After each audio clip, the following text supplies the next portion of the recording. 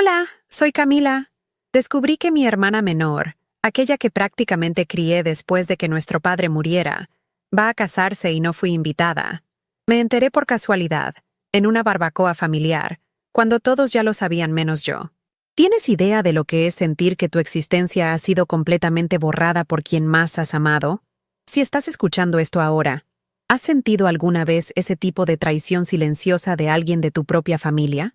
Si esta historia también te conmovió, considera suscribirte al canal para seguir más relatos como este. Yo siempre fui esa hermana que estaba ahí. Siempre.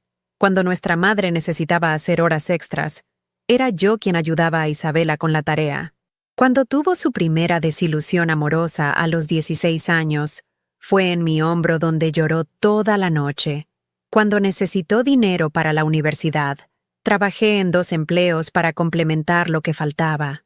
No estoy diciendo esto para presumir o para exigir gratitud.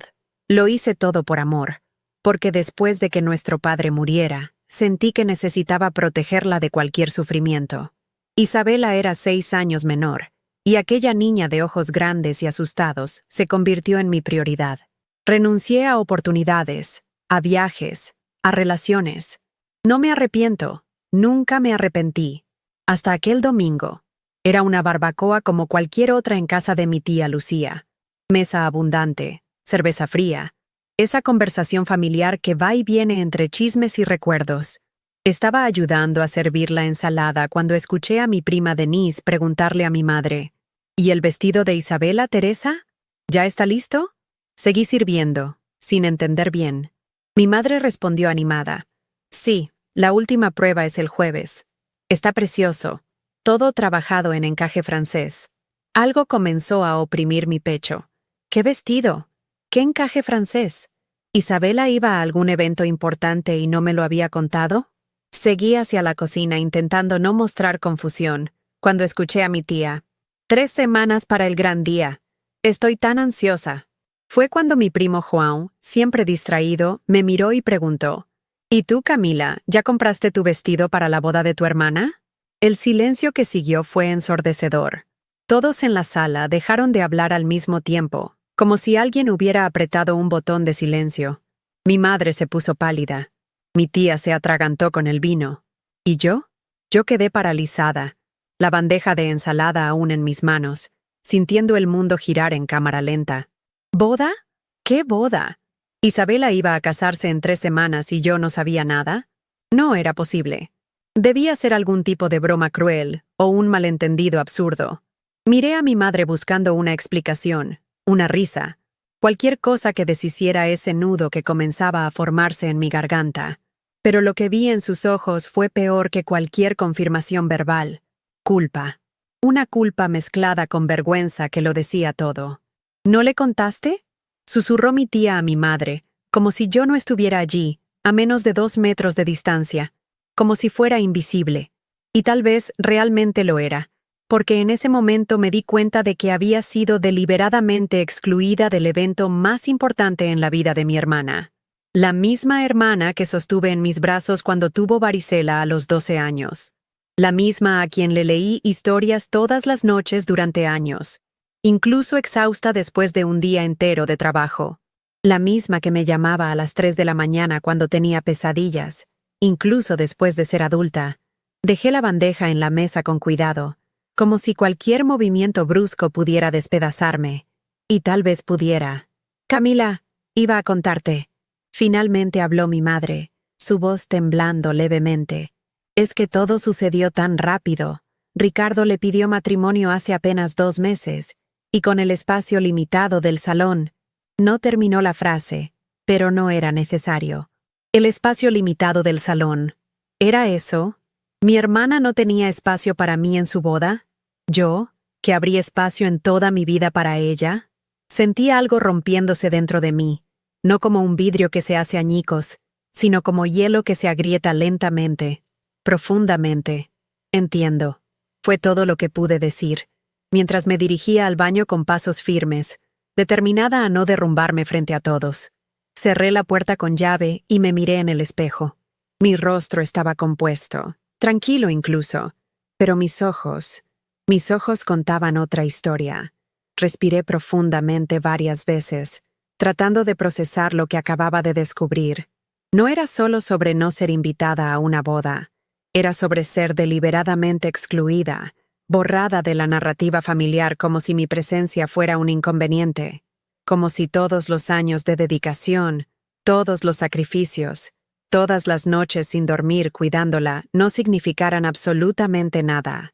Me lavé la cara con agua fría, recompuse el maquillaje y volví a la sala con una sonrisa educada, determinada a mantener la dignidad. El resto del almuerzo fue un ejercicio de autocontrol. Conversaciones superficiales, sonrisas forzadas, mientras por dentro intentaba entender cómo había llegado a este punto, cómo mi propia familia podía tratarme con tal indiferencia. Cuando me despedí, mi madre intentó sujetarme por el brazo, susurrando, «Necesitamos hablar de esto». Asentí mecánicamente, pero ya sabía que ninguna conversación podría arreglar lo que estaba roto. Conduje a casa en piloto automático, las lágrimas finalmente cayendo cuando cerré la puerta de mi apartamento tras de mí. Lloré hasta no tener más lágrimas, hasta que mi cuerpo doliera de agotamiento. Y entonces, en el silencio que siguió, tomé una decisión. No iba a suplicar por un lugar en esa boda. No iba a hacer una escena. No iba a confrontar a Isabela exigiendo explicaciones. Si mi presencia era tan prescindible, aceptaría ese hecho con toda la dignidad que me quedaba. Encendí mi portátil y comencé a buscar destinos. Necesitaba estar lejos, bien lejos, cuando esa boda ocurriera. No por rabia o venganza, sino por autopreservación, por respeto a mí misma. Después de horas navegando por sitios de viajes, lo encontré. Islandia. Un lugar remoto, frío, silencioso, perfecto. Compré el pasaje para dentro de 2 semanas, con regreso abierto. No sabía cuánto tiempo necesitaría para curar esa herida, pero sabía que necesitaba distancia. A la mañana siguiente, mi madre apareció en mi apartamento sin avisar. Parecía haber envejecido 10 años desde el día anterior. «Camila, por favor, trata de entender», comenzó, sentándose en el sofá sin ser invitada. «Isabela está pasando por un momento delicado. Ricardo viene de una familia tradicional. Tienen ciertas expectativas. Ella no quería lastimarte, pero pensó que era mejor hacer una ceremonia más íntima». Miré a mi madre. Realmente la miré. Y por primera vez vi no a la mujer fuerte que crió a 2 hijas sola después de quedar viuda, sino a alguien frágil, manipulable, dispuesta a sacrificar a una hija para complacer a la otra. ¿Más íntima?, repetí lentamente. «Mamá, Denise me contó que invitaron a más de 200 personas. La prima de 3er grado de Ricardo fue invitada. La vecina de la abuela fue invitada. Todo el mundo fue invitado, menos yo». Mi madre desvió la mirada, incapaz de sostener la mía.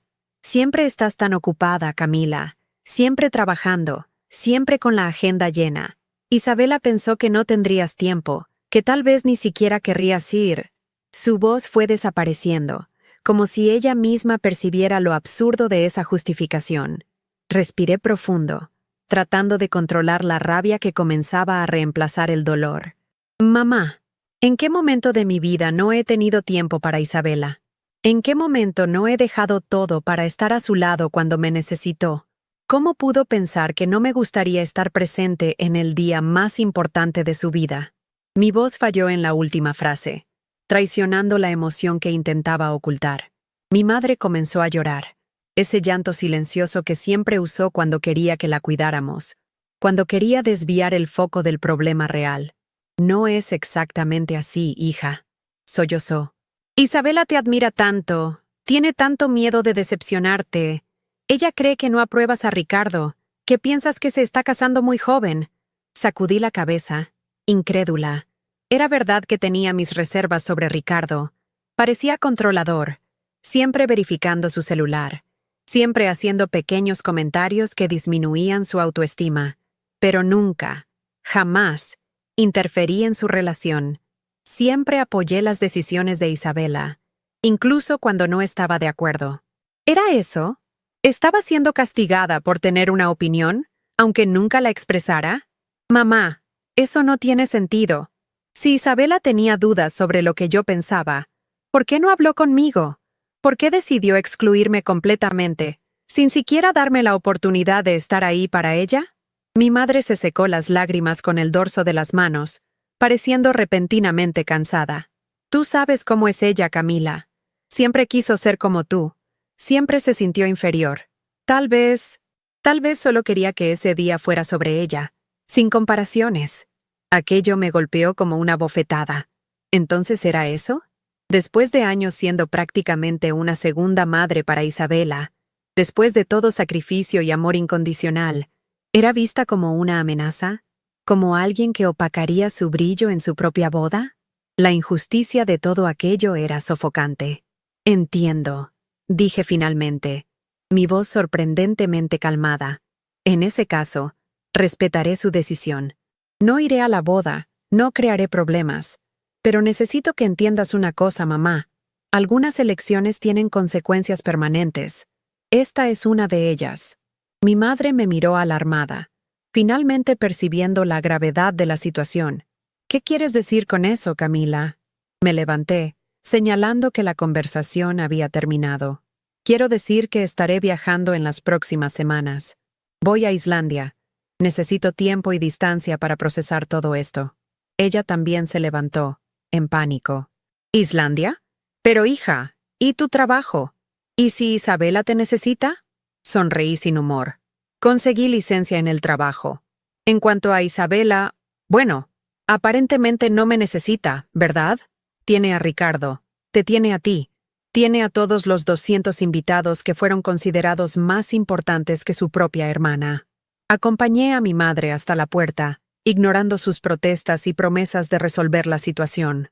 Cuando cerré la puerta tras ella, sentí un extraño alivio. La decisión estaba tomada. Las 2 semanas siguientes pasaron en un borrón de preparativos. Organicé mi ausencia del trabajo, preparé las maletas, dejé todo listo para una ausencia prolongada. No le conté a nadie sobre mi viaje, excepto a mi mejor amiga, Laura, que vigilaría mi apartamento. Isabela intentó llamarme algunas veces, probablemente alertada por nuestra madre, pero no contesté. ¿Qué había para decir? Cualquier conversación ahora sería forzada. Cualquier invitación de última hora sería por obligación, no por deseo genuino de tenerme presente. Y yo merecía más que migajas de consideración. En la víspera del viaje, recibí un mensaje de ella. Camila, mamá me contó que estás molesta. ¿Podemos hablar? Lo siento si hubo algún malentendido. Malentendido. Como si el problema fuera un fallo de comunicación, y no una exclusión deliberada. No respondí. El vuelo a Reykjavik fue largo y agotador, pero cada kilómetro que me alejaba de casa parecía aliviar un poco del peso que llevaba en el pecho. Cuando finalmente aterrizamos, fui recibida por un frío cortante y un paisaje alienígena de rocas volcánicas cubiertas de nieve. Tomé un taxi hasta la pequeña cabaña que había alquilado, alejada de la ciudad, con vista a un lago que en esta época del año estaba completamente congelado. La simplicidad del lugar, la ausencia de distracciones, el silencio casi absoluto, todo aquello era exactamente lo que necesitaba. Deshice las maletas lentamente, organizando mi pequeño refugio temporal. Encendí el celular solo para avisar a Laura que había llegado bien, y luego lo apagué nuevamente. Por primera vez en años, estaba completamente desconectada del mundo, completamente libre de las expectativas, de las obligaciones, del papel de eterna cuidadora que había asumido sin darme cuenta. Los primeros días fueron de adaptación. Aprendí a lidiar con el frío intenso, con las pocas horas de luz solar, con la soledad. Caminaba por la mañana alrededor del lago congelado, observando el paisaje surreal que me rodeaba. Por la tarde, leía los libros que había traído, o simplemente me sentaba en el porche, envuelta en mantas, contemplando el horizonte. Por la noche, preparaba té y escribía en mi diario, poniendo en papel sentimientos que nunca había permitido que salieran a la superficie. La rabia inicial fue dando lugar a una tristeza profunda, y luego, lentamente, a una extraña sensación de libertad, como si, al ser excluida de esa familia que siempre puse en primer lugar, finalmente tuviera permiso para priorizarme a mí misma. Al quinto día, encendí brevemente el celular para verificar mensajes importantes. Había decenas de ellos, la mayoría de mi madre, algunos de Isabela, otros de parientes preocupados por mi desaparición. Ignoré todos, excepto uno de Laura, informando que todo estaba bien con mi apartamento. Antes de apagar nuevamente, publiqué una foto en Instagram, solo el lago congelado, sin leyenda, sin ubicación. Era mi única concesión al mundo exterior, una pequeña señal de que estaba bien, pero distante. No quería drama, no quería preocupar a nadie innecesariamente, solo quería paz. Apagué el celular nuevamente y volví a mi retiro silencioso. El día de la boda llegó. Yo sabía la fecha, por supuesto. ¿Cómo podría olvidarla? Me desperté temprano, como de costumbre, e hice mi caminata matutina alrededor del lago. El cielo estaba excepcionalmente claro, con un azul tan intenso que casi dolía mirarlo. Encontré un banco de piedra en la orilla opuesta y me senté, observando el pálido sol reflejarse en el hielo. En ese momento, a miles de kilómetros de distancia, mi hermana probablemente estaba preparándose para su gran día. Maquillaje, cabello, el vestido de encaje francés. Nuestra madre estaría allí, llorando de emoción. Todos estarían allí. Todos, menos yo. Sorprendentemente, no sentí rabia ni amargura. Solo una melancolía tranquila, como si estuviera de luto por algo que había perdido hace mucho tiempo, pero solo ahora reconocía la pérdida. Preparé un té y me senté en el porche con mi libro, determinada a pasar el día como cualquier otro. No me quedaría rumiando, no permitiría que ese día me definiera. Alrededor del mediodía, sentí un impulso inexplicable de encender el celular, tal vez para torturarme a mí misma, tal vez por un último hilo de esperanza de que alguien hubiera notado mi ausencia de forma significativa. Había varios mensajes nuevos, pero uno en particular llamó mi atención. Era de mi prima Denise, enviado apenas una hora antes. Camila, no sé dónde estás, pero gracias a Dios no estás aquí. Fue un desastre.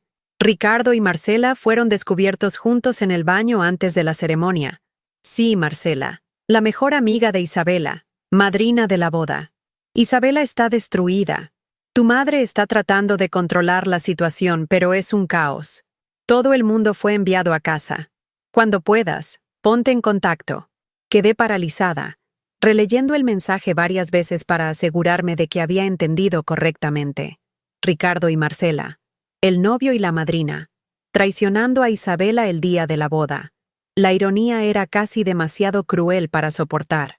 Marcela, a quien Isabela conocía desde la escuela, que estuvo a su lado en todos los momentos importantes, incluso cuando decidió excluirme de la boda. La misma Marcela que probablemente la alentó a seguir con una relación que yo silenciosamente desaprobaba. Y Ricardo, de quien siempre sospeché que no era lo suficientemente bueno para mi hermana, demostrando que yo tenía razón de la peor manera posible. No sentí ninguna satisfacción, ningún placer perverso en tener mis sospechas confirmadas. Solo una profunda tristeza por Isabela, que debía estar viviendo el peor momento de su vida. Casi inmediatamente, mi celular comenzó a sonar. Era mi madre. Dudé, con el dedo flotando sobre el botón de responder. Parte de mí quería ignorar, mantener la distancia que había establecido. Otra parte se preocupaba genuinamente por Isabela, a pesar de todo. Finalmente, contesté. Camila, gracias a Dios contestaste. ¿Dónde estás? Te necesitamos, hija. Tu hermana está... Ella está... Mi madre no pudo terminar la frase, su voz quebrándose en sollozos. Al fondo, podía oír gritos y llanto. Probablemente Isabela. Estoy en Islandia, mamá. Respondí calmadamente. Denise me contó lo que pasó. Lo siento por Isabela. Hubo un momento de silencio del otro lado de la línea, como si mi madre estuviera procesando la información. ¿Islandia? Dios mío, Camila, tienes que volver. Tu hermana te necesita ahora más que nunca. Cerré los ojos, sintiendo el peso de esas palabras. Tu hermana te necesita. ¿Cuántas veces había escuchado eso a lo largo de la vida? ¿Cuántas veces había dejado todo, planes, compromisos, mi propia vida, para correr al lado de Isabela? ¿Y dónde me llevó eso? a ser deliberadamente excluida del momento más importante de su vida, como si fuera una extraña, un inconveniente. Mamá, dije finalmente, mi voz firme a pesar de la emoción contenida. Lamento lo que pasó. De verdad, nadie merece pasar por eso, especialmente el día de su propia boda. Pero no voy a volver. Sosters. Escuché a mi madre jadear del otro lado de la línea. ¿Cómo que no vas a volver? Camila, no estás entendiendo la gravedad de la situación. Isabela está completamente destruida. Necesita a su hermana. No, mamá, respondí, sorprendiéndome a mí misma con la claridad y la calma en mi voz. Ustedes son las que no entendieron. Cuando Isabela decidió que yo no era lo suficientemente importante para estar presente en el día más feliz de su vida, también decidió que no me necesitaba en los momentos difíciles. No puedo ser descartada cuando es conveniente y requerida cuando es necesario. No funciona así. Mi madre comenzó a llorar más intensamente. Fue un error, Camila. Ella se arrepintió. Iba a llamarte para invitarte, pero entonces desapareciste. Por favor, hija, no hagas esto. No abandones a tu hermana cuando más te necesita. Sentí una punzada de culpa, pero me mantuve firme. No estoy abandonando a nadie, mamá. Estoy respetando la distancia que Isabela eligió establecer entre nosotras. Si realmente quisiera invitarme, lo habría hecho desde el principio, no cuando tú la presionaste después de que yo lo descubriera por casualidad. La conversación continuó por algunos minutos, con mi madre alternando entre súplicas y acusaciones, tratando de hacerme sentir culpable por no estar allí para arreglar una vez más la situación. Finalmente, cuando me di cuenta de que solo nos estábamos repitiendo, terminé la llamada con una vaga promesa de pensar en el asunto, pero ya había tomado mi decisión. No volvería corriendo esta vez. No abandonaría mi proceso de sanación para sumergirme nuevamente en el caos familiar donde mis sentimientos siempre venían en último lugar. Era hora de que Isabela enfrentara las consecuencias de sus elecciones, tanto la elección de un novio infiel como la elección de excluir a la hermana que siempre estuvo a su lado. En las horas siguientes, mi celular no dejó de sonar. Mensajes de texto, llamadas, mensajes de voz. De mi madre, de parientes, incluso algunos de Isabela, que aparentemente había tomado prestado el celular de alguien para contactarme. Camila, por favor, perdóname. Fui una idiota. Te necesito aquí. Nadie entiende lo que estoy sintiendo, solo tú. Aquello dolió más que cualquier otra cosa. Solo ahora, en el momento de crisis, reconocía mi importancia en su vida. Solo ahora, cuando necesitaba mi apoyo emocional, recordaba cuánto significaba para ella. No respondía a ninguno de los mensajes. En su lugar, apagué el celular nuevamente y salí para otra caminata alrededor del lago congelado. El sol ya se estaba poniendo, pintando el cielo de tonos de rosa y naranja que se reflejaban en el hielo como en un espejo mágico. Encontré nuevamente el banco de piedra y me senté, dejando que el frío penetrara en mis huesos, recordándome que estaba viva, que era real, que existía más allá del papel de hermana de Isabela o hija de Teresa. Allí, en aquel lugar remoto y silencioso, yo era solo Camila, una mujer de 32 años que había dedicado gran parte de su vida a cuidar de los demás, frecuentemente olvidándose de cuidar de sí misma. Una mujer que ahora, finalmente, estaba aprendiendo a establecer límites, a exigir respeto, a valorar sus propias necesidades. Volví a la cabaña cuando la oscuridad ya había tomado el paisaje. Encendí la chimenea, preparé una cena simple y me senté a escribir en mi diario. Las palabras fluían fácilmente ahora, sin las barreras que yo misma había creado a lo largo de los años. Escribí sobre el dolor de la exclusión, sobre la rabia de la traición, sobre la tristeza de percibir que tal vez nunca había sido realmente vista por mi propia familia, pero también escribí sobre esperanza, sobre la posibilidad de reconstruir mi vida en nuevos términos, sobre la libertad que viene con el autoconocimiento. Cuando terminé, me sentí extrañamente ligera, como si hubiera depositado en el papel un peso que llevaba años sin darme cuenta. A la mañana siguiente, Encendí el celular brevemente para verificar mensajes importantes. Había decenas de ellos, cada vez más desesperados. Mi madre amenazaba con venir a buscarme, como si fuera una niña fugitiva. Isabela alternaba entre pedidos de disculpas y acusaciones de abandono. Parientes opinaban sin conocer toda la historia. En medio del caos digital, tomé una decisión. Abrí la aplicación de la aerolínea y verifiqué vuelos disponibles. No para volver a Brasil, sino para extender mi estadía en Islandia por 2 semanas más. Necesitaba ese tiempo, ese espacio, esa distancia para realmente procesar todo lo que había sucedido y decidir cómo quería seguir de ahí en adelante. Después de confirmar el cambio en el vuelo, abrí mi correo electrónico y comencé a escribir un mensaje para Isabela. No un texto emocional o acusatorio, sino algo claro y directo. Expliqué cómo me sentí al descubrir sobre la boda por accidente, cómo las justificaciones presentadas por ella y nuestra madre solo habían empeorado la situación, cómo necesitaba este tiempo alejada para reevaluar nuestra relación como hermanas. Terminé diciendo que la amaba, que lamentaba profundamente lo que había sucedido con Ricardo y Marcela, pero que no volvería para arreglar la situación. Algunas cosas necesitamos enfrentarlas solos para crecer, escribí. Esta es una de ellas, tanto para mí como para ti. Adjunté una foto del banco vacío a orillas del lago congelado y envié el correo antes de que pudiera cambiar de opinión. A continuación, escribí a mi madre. Un mensaje más largo, más detallado, explicando cómo me sentía invisible en la familia que tanto me esforcé por mantener unida después de la muerte de mi padre. Cómo había asumido responsabilidades que no eran mías, sacrificado sueños y oportunidades para asegurar que Isabela tuviera todo lo que necesitaba. Cómo, después de todo eso, ser excluida de la boda no era solo una ofensa, era la confirmación de que mi papel siempre fue funcional, nunca emocional. Necesito este tiempo para mí, mamá, concluí, para descubrir quién soy más allá de la hija que siempre cuidó de todos, menos de sí misma. Cuando vuelva, si vuelvo, será en mis términos. Con límites claros y respeto mutuo.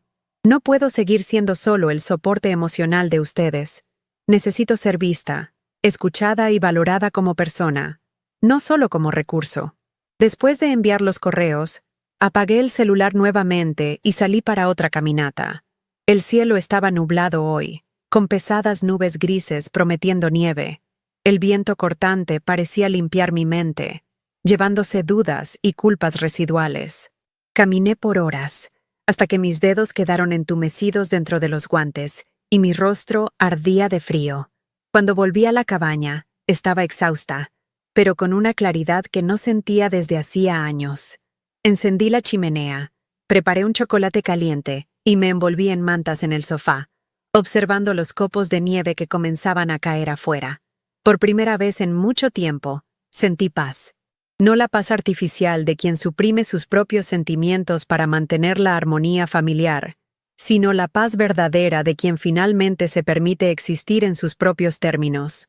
Los días siguientes pasaron en un ritmo tranquilo, casi meditativo. Caminatas por la mañana, lectura por la tarde, escritura por la noche. Ocasionalmente encendía el celular para verificar mensajes importantes, pero no me dejaba arrastrar de vuelta al drama familiar. Los mensajes de Isabela y mi madre fueron gradualmente cambiando de tono, de la desesperación inicial a la rabia, luego a la culpa, y finalmente a una especie de aceptación resignada. Habían recibido mis correos, habían entendido que esta vez no cedería, que la Camila que siempre dejaba todo para resolver los problemas de los demás se había quedado atrás, reemplazada por una versión más fuerte, más centrada, más dispuesta a priorizar el propio bienestar. En la última semana de mi estadía extendida, recibí un correo de Isabela que me tomó por sorpresa. No había acusaciones, ni súplicas desesperadas, solo un texto sincero, vulnerable, reconociendo los errores que había cometido no solo al excluirme de la boda, sino a lo largo de años tomando mi apoyo como garantizado. Siempre pensé que eras invencible, Camila, escribió. Tan fuerte, tan capaz, tan segura de ti misma. Nunca me di cuenta de cuánto te costaba. ¿Cuánto sacrificabas para ser mi puerto seguro? Tal vez te excluí de la boda porque, en el fondo, sabía que verías a través de Ricardo de una manera que yo no podía, y no estaba lista para enfrentar esa verdad.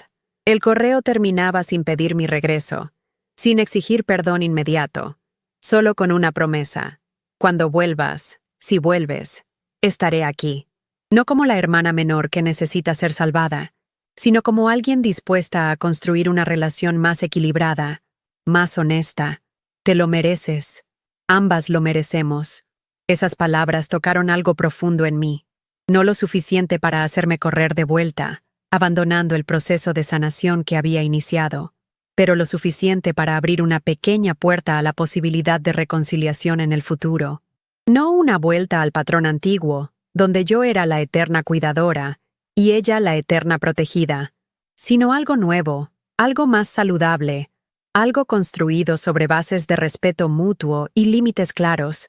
Respondí brevemente, agradeciendo por la honestidad y prometiendo que hablaríamos cuando volviera. Si volvía. En mi último día en Islandia, me desperté antes del amanecer y caminé hasta el lago una última vez. El cielo estaba comenzando a aclarar, con tonos de azul y rosa pintando el horizonte.